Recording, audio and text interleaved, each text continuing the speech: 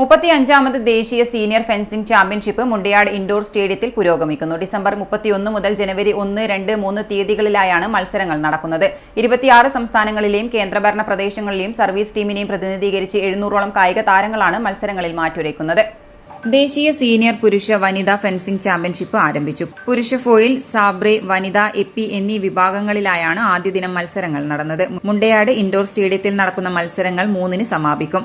35ാമത് fencing national ചാമ്പ്യൻഷിപ്പാണ് ഇപ്പോൾ പുറകിൽ നടക്കുന്നത്. കണ്ണൂരിൽ ഫെൻസിംഗ് നാഷണൽ ചാമ്പ്യൻഷിപ്പ് ആദ്യമാണ്. പക്ഷെ കണ്ണൂർ ഫെൻസിംഗിൽ ഏറ്റവും കരുത്തായിട്ടുള്ള ജില്ലയാണ്. കഴിഞ്ഞ 9 വർഷമായിട്ട് ദേശീയ ചാമ്പ്യന്മാരാണ് കണ്ണൂരിലെ കേരളത്തിൻ്റെ വനിതകൾ. അത് പ്രത്യേകിച്ച് തലശ്ശേരി ഷായിയാണ് അതിൻ്റെ കേന്ദ്രം. തീർച്ചയായിട്ടും കണ്ണൂരിൽ ഇത്തരമൊരു ചാമ്പ്യൻഷിപ്പ് ഹോസ്റ്റ് ചെയ്യുമ്പോൾ വലിയ പ്രതീക്ഷയോടെയാണ് കേരളത്തിലെ കായിക താരങ്ങൾ ഇതിനെ നോക്കിക്കണ്ടിട്ടുള്ളത്.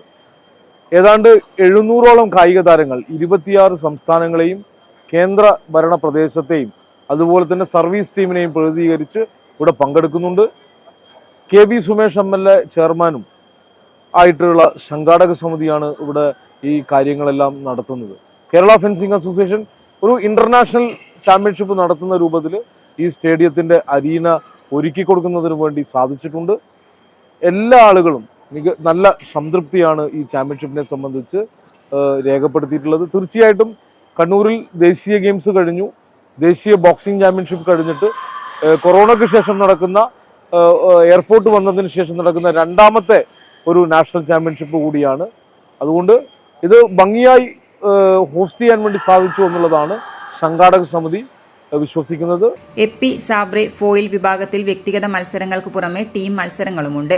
ഉത്തരാഖണ്ഡിൽ നടക്കുന്ന ദേശീയ ഗെയിംസിലേക്കുള്ള ടീം തെരഞ്ഞെടുപ്പും ഇതോടൊപ്പം നടക്കും. എൻ്റെ പേര് ജയകൃഷ്ണൻ. ഞാൻ ഫെൻസിംഗ് അസോസിയേഷൻ കണ്ണൂർ ജില്ലാ സെക്രട്ടറിയാണ്. വളരെ ഭംഗിയായി നമ്മൾ ഈ ചാമ്പ്യൻഷിപ്പ് നടത്തിക്കൊണ്ടുപോകുന്നുണ്ട്. ഒരു പരാതിക്കും ഇടം കൊടുക്കാതെ എല്ലാവരും വളരെ സഹകരിച്ച് എല്ലാ വിധത്തിലും സൂക്ഷ്മമായി നിരീക്ഷണം നടത്തി ഒരു പരാതിക്ക് ഇട കൊടുക്കാതെ ചാമ്പ്യൻഷിപ്പ് ഫുഡിൻ്റെ കാര്യത്തിലാവട്ടെ, അക്കോമഡേഷൻ്റെ കാര്യത്തിലാവട്ടെ എല്ലാം നല്ല ഭംഗിയായി നടത്തിക്കൊണ്ടുപോകുന്നുണ്ട്. ചാമ്പ്യൻഷിപ്പ് മന്ത്രി രാമചന്ദ്രൻ കടന്നപ്പള്ളിയാണ് ഉദ്ഘാടനം ചെയ്തത്. Organising committee chairman KV Sumesh MLA അധ്യക്ഷത വഹിച്ചു.